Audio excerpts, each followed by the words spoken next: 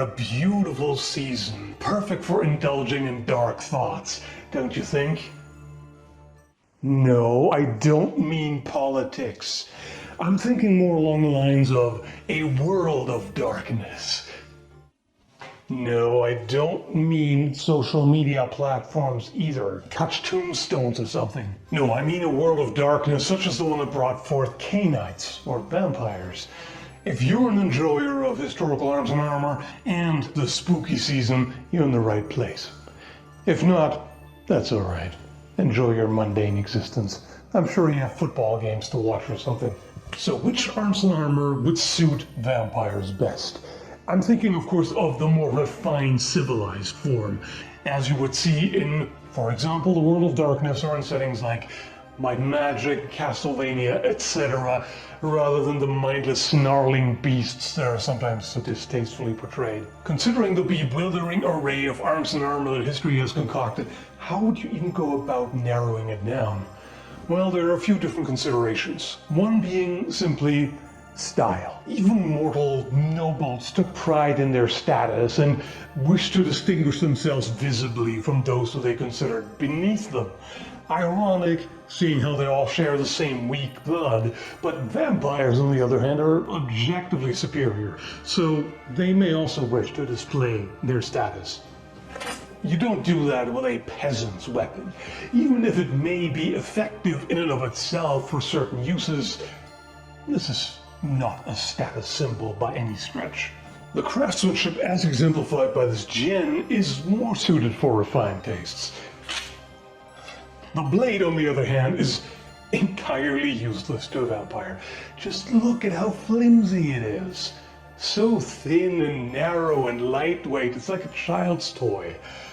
Which may be useful in the anemic hands of a mortal, but it would not hold up to the kinds of forces that a vampire can generate. Of course, the Renaissance brought forth many beautiful, elegant weapons, be it side swords, rapiers, small swords, and many other forms. Metalwork was taken to new heights. There's so much to catch the eye and distinguish the status of the owner. Open metalwork. There's engraved elements, and etched and gilded, and twisted wires, so many things. As the craftsmanship advanced, however, there was more and more of an emphasis on the thrust over the cut, which is good for manners if you do not wish to disfigure and mutilate an opponent's body, but it is a bit of a waste of potential for vampires. After all, what does a blade like this accomplish? It is very light, once again, good for weaker creatures, and it concentrates force exceptionally well on a very small point. How's that needed in the face of naturally, or shall I say supernaturally, enhanced physicality? There are vampires who routinely fight their own kind or other enhanced opponents. Alucard comes to mind, for instance, and his sword very much mirrors him aesthetically. In his case, one can't even make a practical argument for a thrusting-oriented blade like an S-stock, because the mechanical advantage is unlikely to go wasted against some of the opponents that he faces.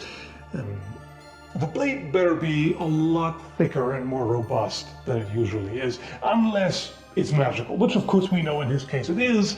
It would be obvious enough, because he cuts with it. Cutting with such a blade requires magic. Unless it's swung with supernatural strength, in which case, once again, you would have to make the blade much thicker than it normally is to withstand those forces. And a thicker blade, of course, does not cut very well, unless you make it much wider, and in that case, it's not an S-stock. So it requires magic to do what it does. So something like this would make much more practical sense. Although, again, it would have to be beefed up to withstand the kinds of forces we're talking about. So, shall we say, twice as broad and probably about 3 times as thick, to be sure.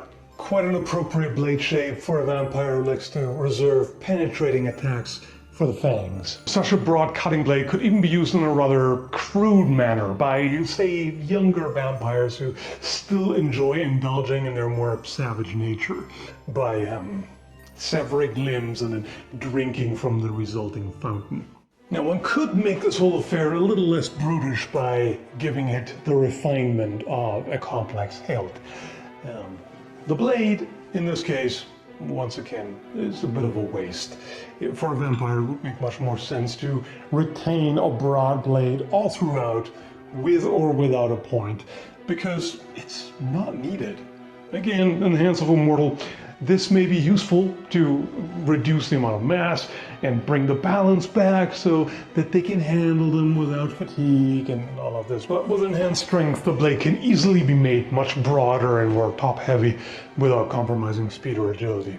Speaking of which, another potential style choice, or shall we say a choice based on principle, would be if a vampire prefers not to draw blood with anything other than the fangs, a blunt impact weapon may be a good choice.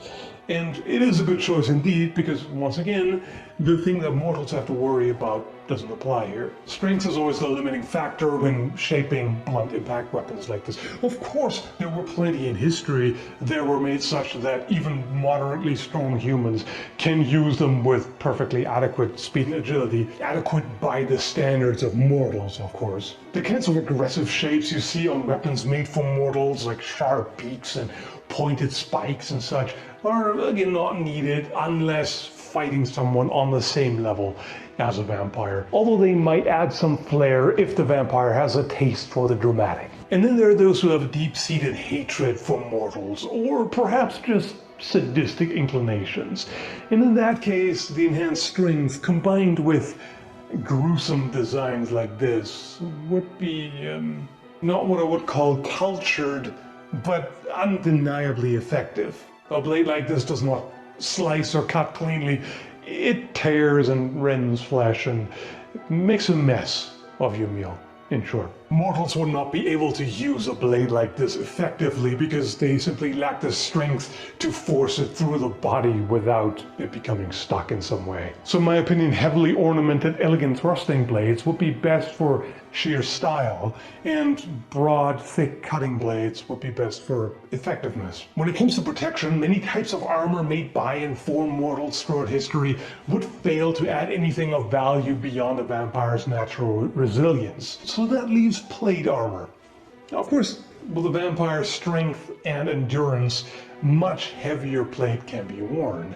In the Renaissance, mortals tried to do that to make the armor thicker to withstand gunfire, but they just weren't able to handle it, so they started to omit leg armor, for instance, and just make the breastplates thicker. None of that is a problem. A vampire can wear much thicker plate quite easily and be impervious to just about any attack that a mortal could launch outside of artillery, shall we say. You might say when fighting other vampires, the same applies. Heavier armor is needed, but I would say just ditch the armor altogether.